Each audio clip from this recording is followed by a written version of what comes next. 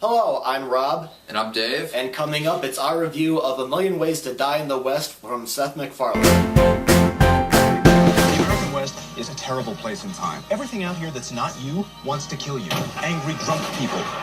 Hungry animals. I would like to welcome a new member to our community. Welcome to our awesome town. What's with this fair? Every year, people die. Really? Everybody hold still.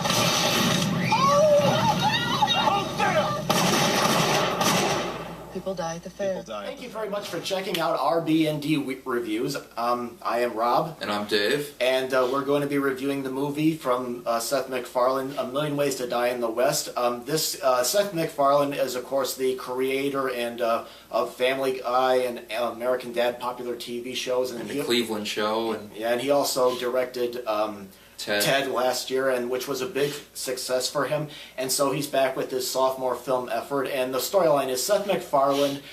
He plays a sheep herder who is, a cowardly. He is afraid to, shoot at in the West where, there's a lot of fighting, etc. going on. Eventually, he meets Charlize Theron's character, Anna, who kind of teaches him how to do that and also to stand up for himself. Not only does McFarland play the lead character, he also co-wrote the script and he also directed the film. And Dave, I know this was a movie that was, when we did our summer blockbuster video, this was one of the movies you were really anticipating. So was it worth it? Yes and no. I mean, it was funny and all that, but I was kind of hoping that it was going to be even funnier than like other stuff that I've seen of his, but it was kind of the same dirty gag jokes and whatnot. I mean, there was good acting in this, and everybody that was in this, I feel, was like well casted. I was happy to see who was in here and everything. Like Sarah Silverman, she did a good job and everything, but she always does, in my opinion. Yeah.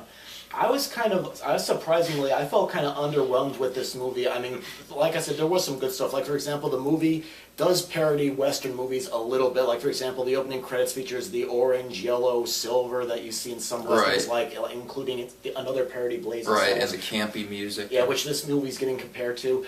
Let's see, there's this very funny scene where they're making fun of, the old fights in the saloon scenes that I thought was incredibly funny, too. Yeah. The thing is, for me, the reason why I felt like I didn't quite get into it is for a couple reasons. For one, Seth MacFarlane's, controversial jokes work well on something like Family Guy or even Ted, but for some reason I felt like they were just put in there, and I felt like it didn't go with the rest of the movie. And another thing that kind of I didn't really care for with Seth MacFarlane was, he plays a cowardly character in some scenes where he's afraid to, to go out and fight, do these challenges when he's challenged to duels and stuff like that. And then in some other scenes, he's giving lectures about, what's picking apart with what's wrong with living in the West and stuff like that, and I like a little bit more smarter. Like he explains stuff. Like, for example, there were a couple jokes where he kind of had to explain it to the audience a little bit. And take the joke with Sarah Silverman. She has a joke about, she's a prostitute, but she's also a Christian that doesn't believe in premarital sex. Right. That's funny. That was funny. That was hilarious. Because you didn't have to explain it.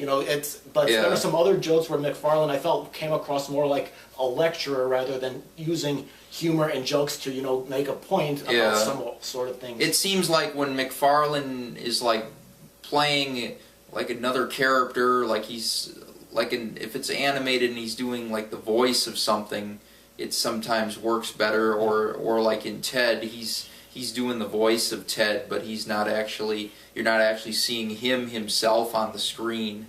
I think it's kind of like funnier. Yeah. And it's more believable than when you're actually like seeing him himself. Yeah, and I agree with that, because I think the reason why Ted works better was because, now it's really hard to act and direct your own film. Like, I've done some student films where I ended up doing that, and it's really hard to pull off. And, I went with Ted. I think the reason why it was better directed was because Mark Wahlberg, McFarlane was probably able to, watch Mark Wahlberg's play the lead character, and of course, Ted was of course added in post-production. Seth MacFarlane wasn't on screen, because I think sometimes he could be a little bit flat. Sometimes I think he was much better when he was with other characters like Charlize Theron.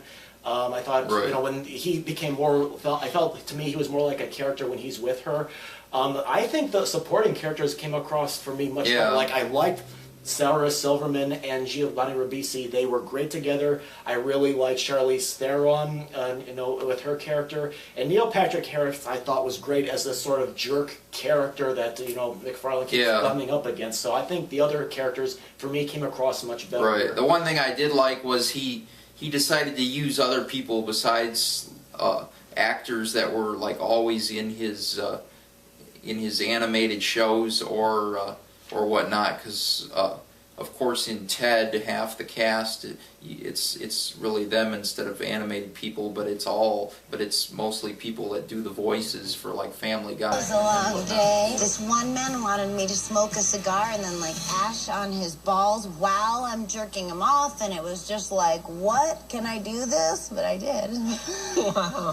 So your job is so interesting because no 2 days are I alike. think the people that made the trailer, in my opinion, put the film's best sequences in there. Like, there's a cameo that appears in one of the trailers. If I hadn't have seen that in a trailer when I saw it in the film, I would have been laughing really hard at it, but you know what I mean. But I mean, I felt like that's the problem with some trailers, I think, lately, is because sometimes they'll put the whole movie in there and it's like, what's the point of even going? Yeah. Or sometimes they'll put the best scenes in the trailer. When you go see it, you feel like you already saw it and you feel overwhelmed. Plus, a lot of times, too, they'll put something in the trailer that actually never even happens in the movie. Yeah, they just put it in there to get you into the theater. Yeah. I mean, this time, at least everything that was in the trailer happened in the movie, but they made it look like it was going to be in a different scene than it really was and all that. Yeah.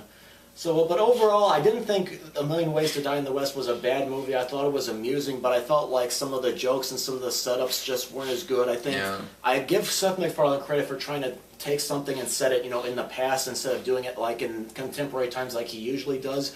I don't think that's his forte, and I think perhaps it would have been better if he had casted somebody else in the lead character, because he could have focused a little bit more on the directing, perhaps a little bit more if he had somebody else to work with. Yeah. But overall, it wasn't a bad movie. I think I would probably give it a rented on DVD rating.